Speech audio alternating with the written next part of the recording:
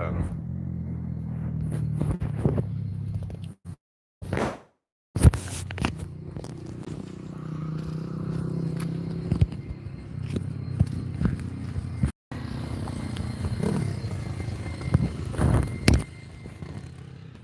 Okay.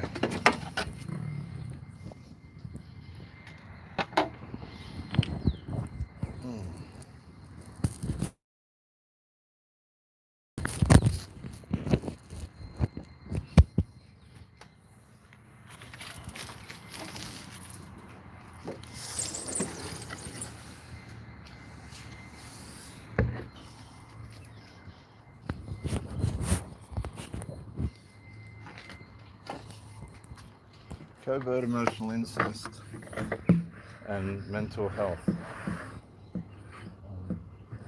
And believe me, it's a big mental health problem worldwide. And it begins in the breakdown of families.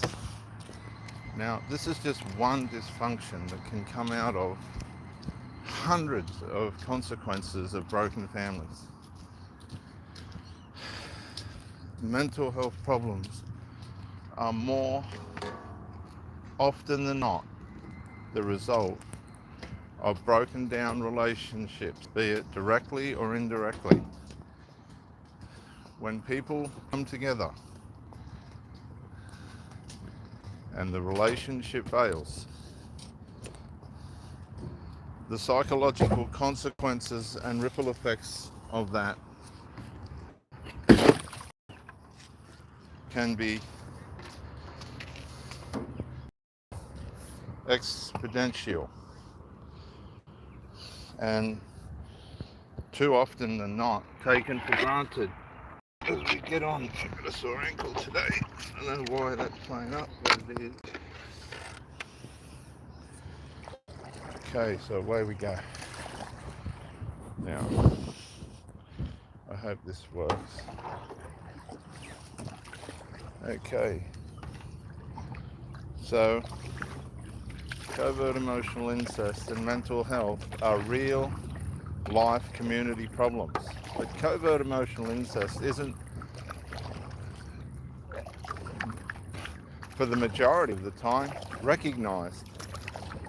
What will happen when you see a family coming into collapse, be it through alcohol or drugs or whatever the problems are that are causing the breakdowns, because 9 times out of 10 family breakdowns are related to substance abuse of some kind, or sexual abuse, or some kind of abuse.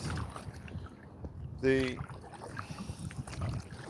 mental, psychological impacts of this range broadly. But what I want to focus on today is how covert emotional incest can form, how it can actually form. And it's usually on the back of a breakdown in adult relationships and the child thereof, that relationship. Now,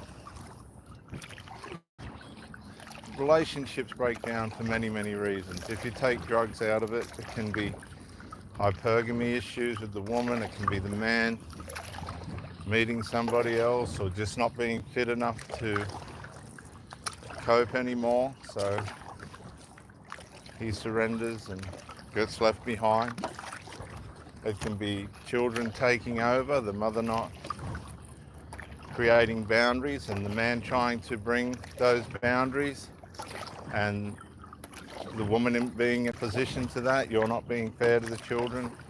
See, what a lot of women today are doing, and I don't want to pick on women, but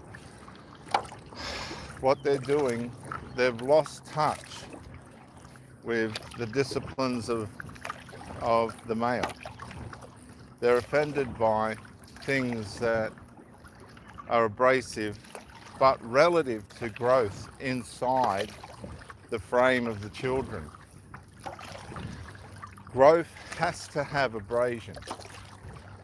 Now, whilst for the most part the mother's the nurturer, if it's all nurturing without abrasion, then there's going to be a blindsidedness in the character of the child.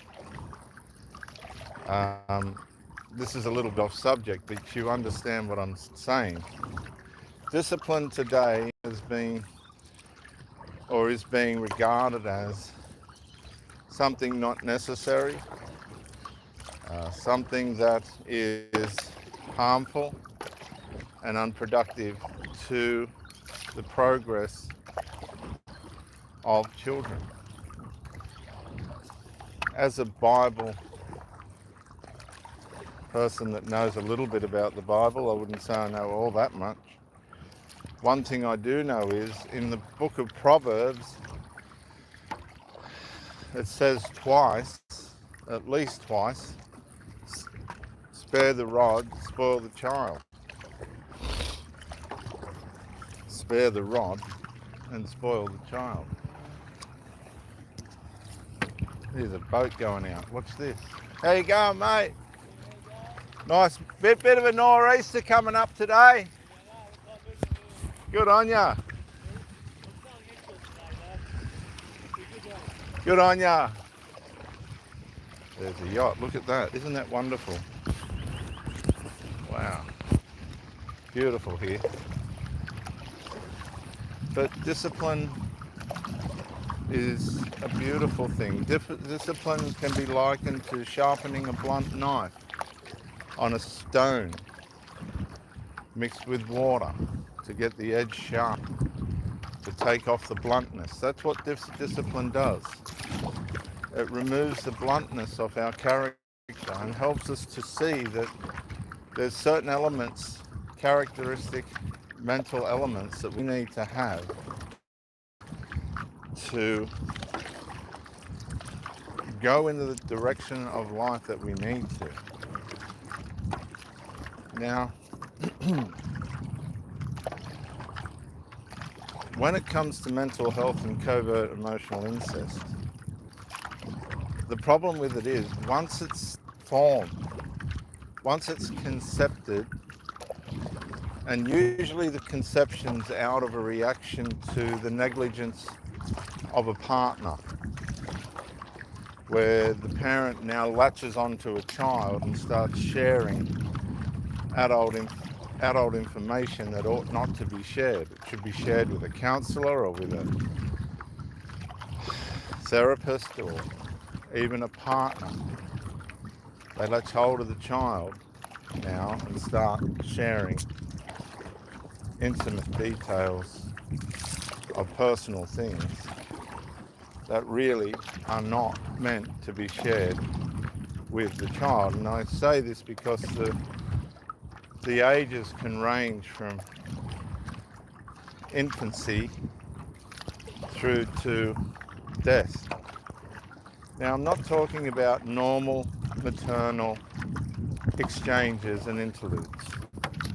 I'm talking about serious personal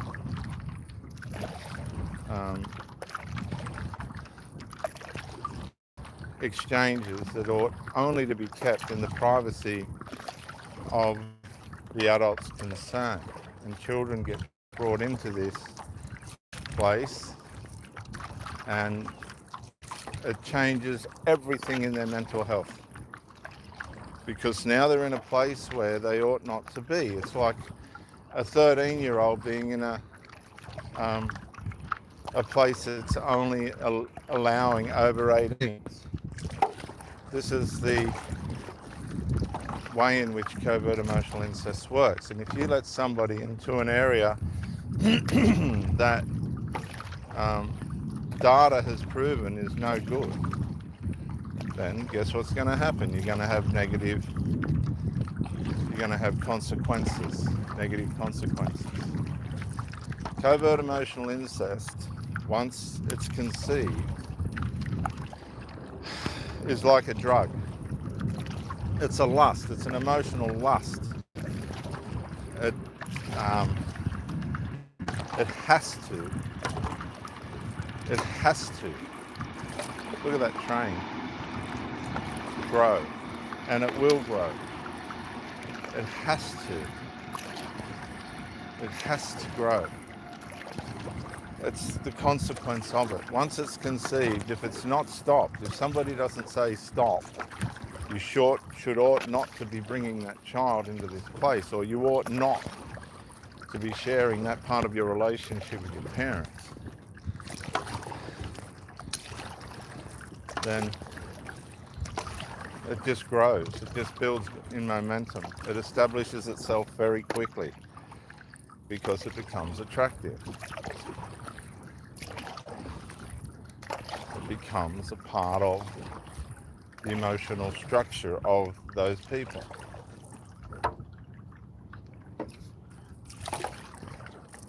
Wow. See the rowers there? Go, girls. Good on you. Good on you. Yeah, becomes part of the structure, the emotional fabric of the people that are involved in it. You'll find this in some cultures as part of the culture, and you see the destructiveness of it. Initiation, male initiation in some cultures and tribes. There is none of that in Western civilization. It's based on education, and how educated you are will help you get through to where you need to go in life, usually, if you don't get caught up in the drugs and the alcohol and some of the subcultures that take people out. I've come across a lot of people now that have been affected by drugs and found their way out to a point, but still have a footing with more mild drugs or other forms of assistance, chemical assistance, that'll help them manage where they've ended up consequentially. See, everything has a consequence. Look at that beautiful yacht. Everything has a consequence. Nothing is unconsequential. And the way we form our children is, you know, there's a lot of emphasis now on this generation, and I speak to old people here at Gosford and they say to me, I'm glad I'm not growing up now. I'm glad I'm not part of the generation now, because all the values have changed. The old values of, you know, faithfulness and loyalty and the sanctity of marriage and the sacredness of sex and lovemaking, all that is now under a new order. And the new order of values, the new value system, if you'd like to put it that way, is the consequences of it are catastrophic.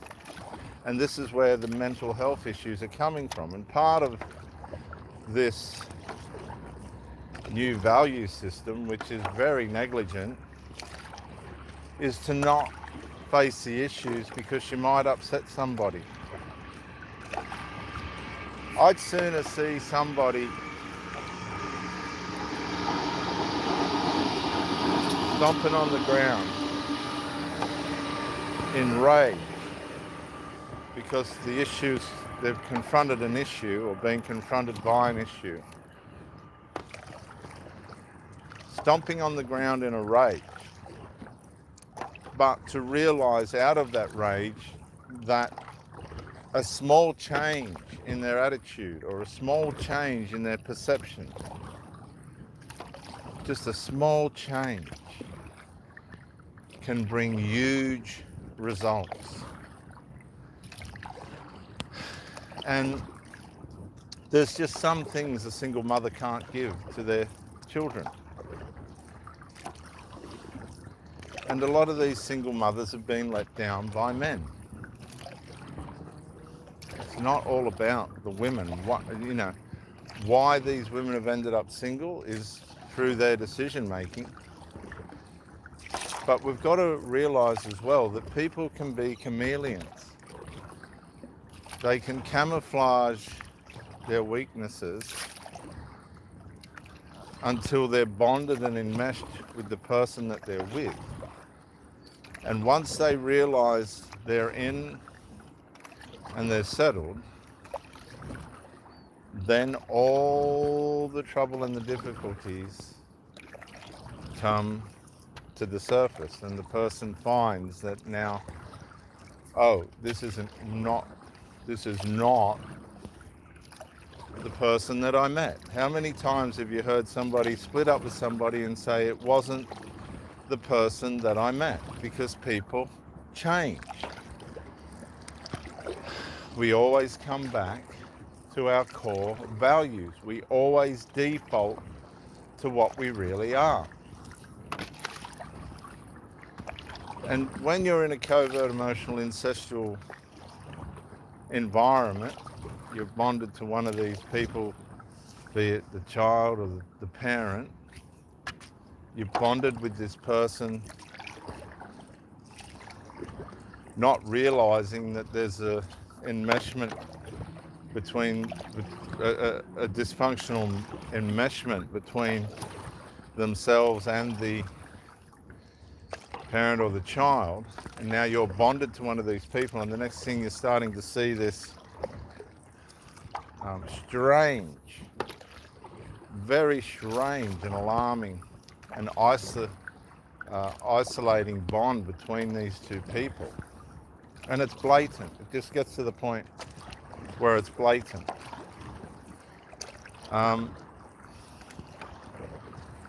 You might not recognize that it's covert emotional incest, and that's going to have an effect on your mental health.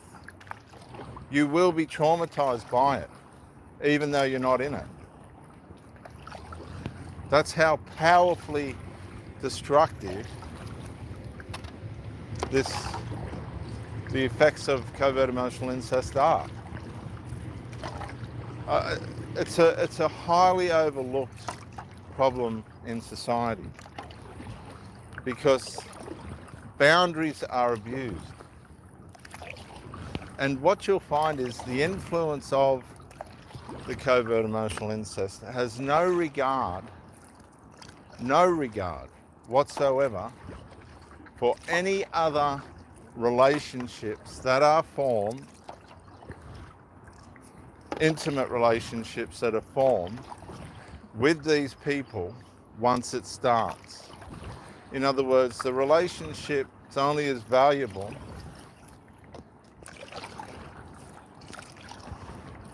as the covert emotional incest will allow it to be. Look at that beautiful bird there, viewers. I don't know if you can see him, but he always follows me along the rocks, and then he'll disappear. See, covert emotional incest will always get the preference because it was formed between the parent and the child long before you come along. They don't even know it's there. They don't even know what it is themselves. I'm not being critical of these people. I'm telling you, it's just the way in which these things can work out. When relationships fail and there's children involved, the parent will turn to one of the children. If they haven't got a therapist or something like that, they can even have a therapist but still confide in the child. One thing is for sure, you're not going to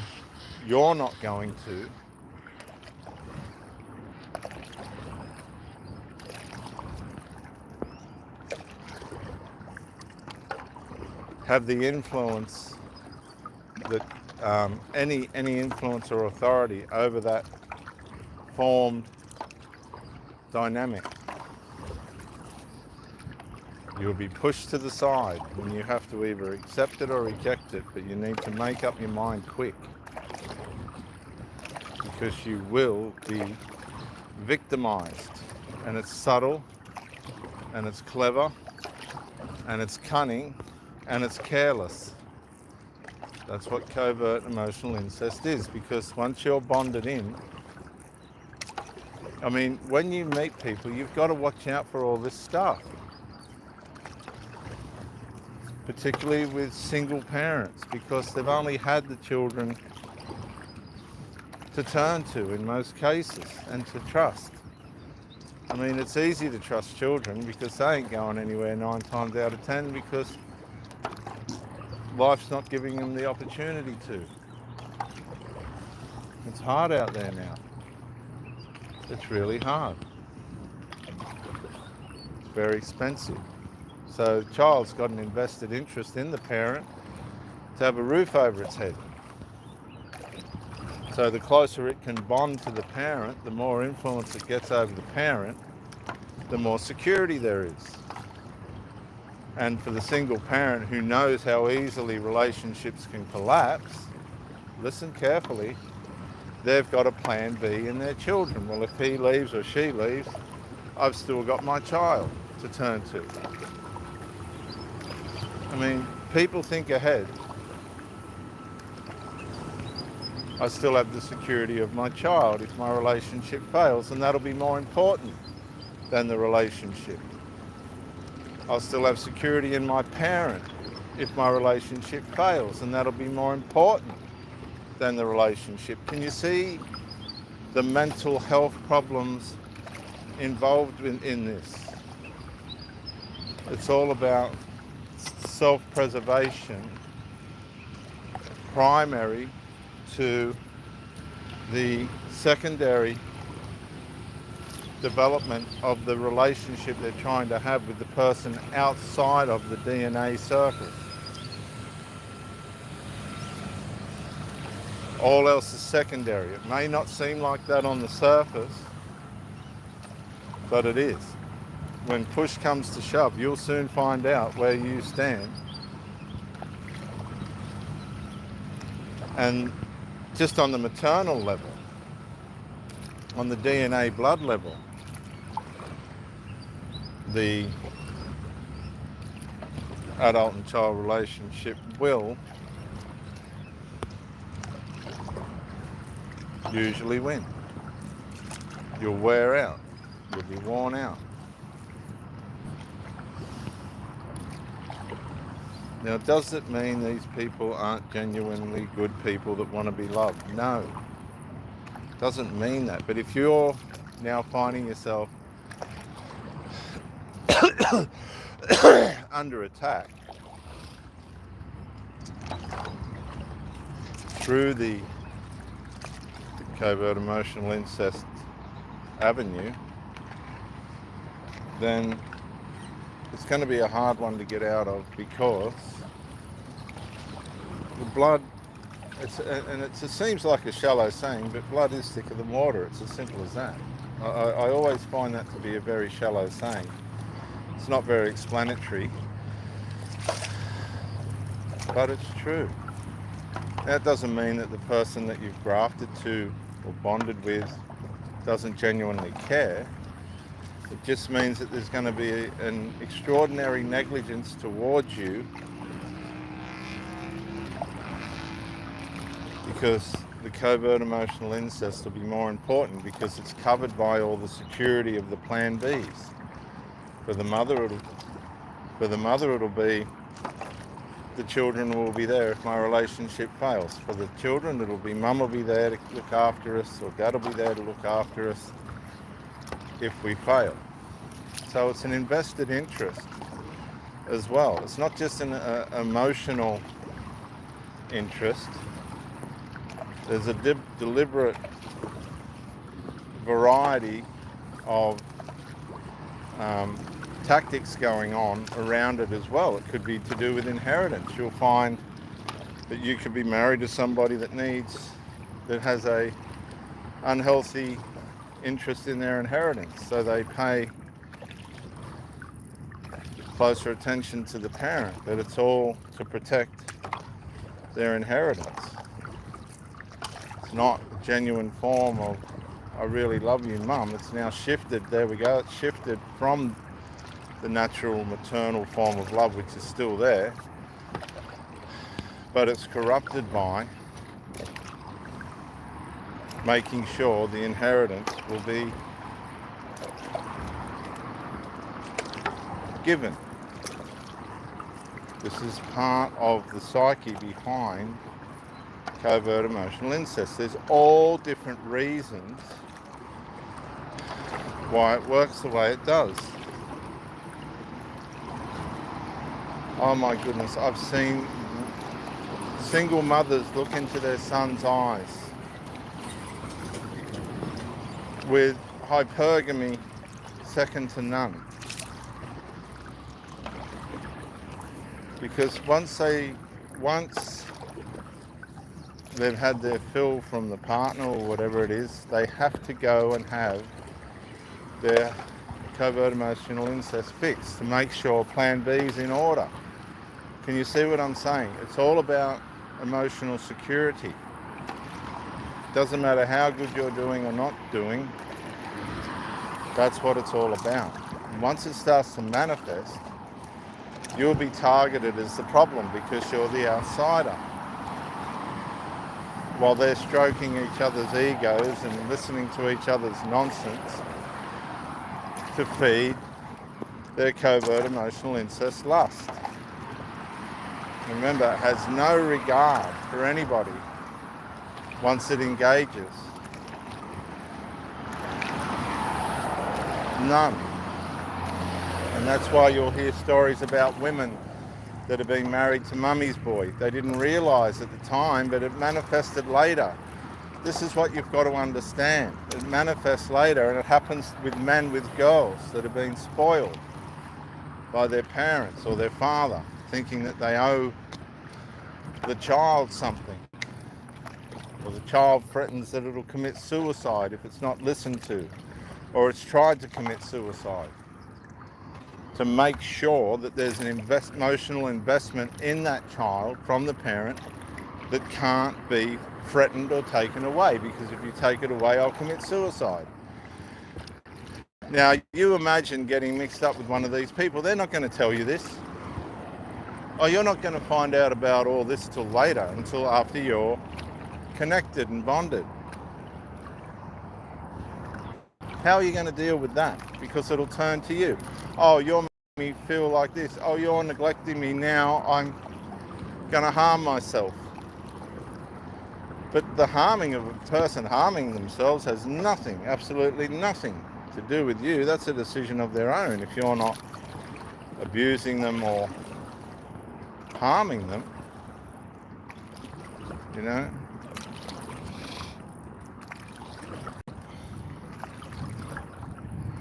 And covert emotional incest has everything to do with a plan B of protecting them from any responsibility or accountability that they may need to take, but refuse to take at the loss of the relationship. They just default back into plan B, which is either the children or the parent.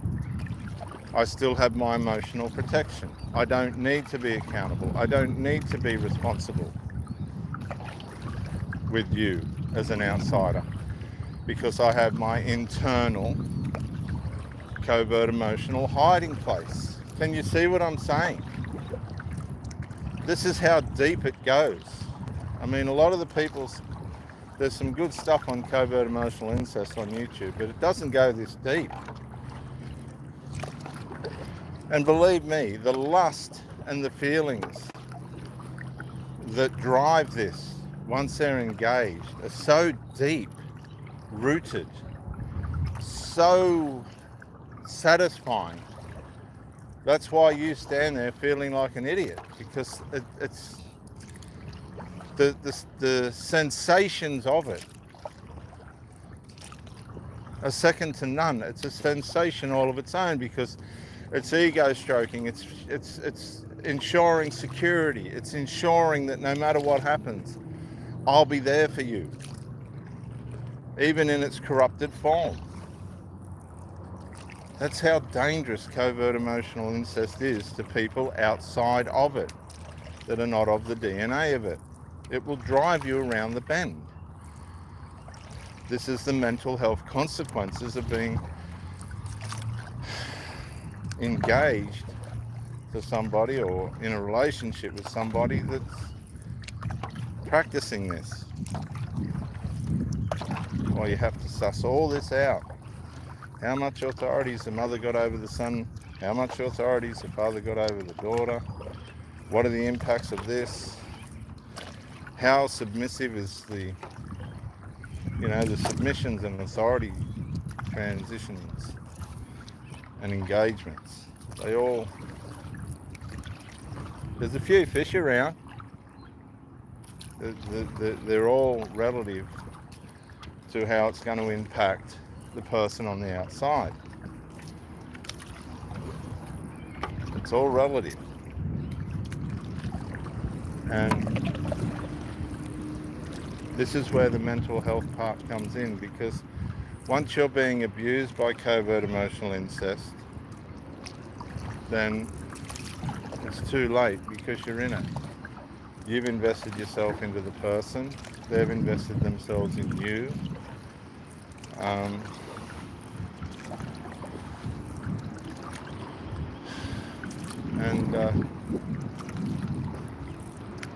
Now you're trying to deal with this. I tell you, there's nothing. I don't believe there's anything, once you're in it, besides physical forms of abuse or just out and out dysfunctional abuse, that's as debilitating mentally as what covert emotional incest is, because it's demoralizing. It just demoralizes you. You're standing there watching it and you're going, this just is not normal and it is not right. Now, it might not be doing any direct harm or specific harm to you, but it is, because you're sensing something that's not right. It's dysfunctional, and it will affect your mental health. It will traumatize you, because there's no reason except for the lust between the two people for it to be happening. That's how covert emotional incest affects mental health.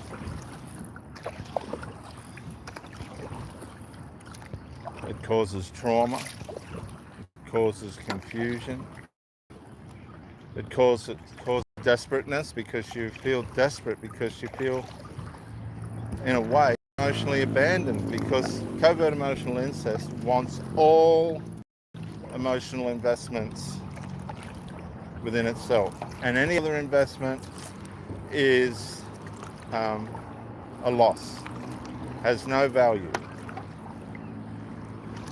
It becomes exclusive, to the exclusion of all other investors.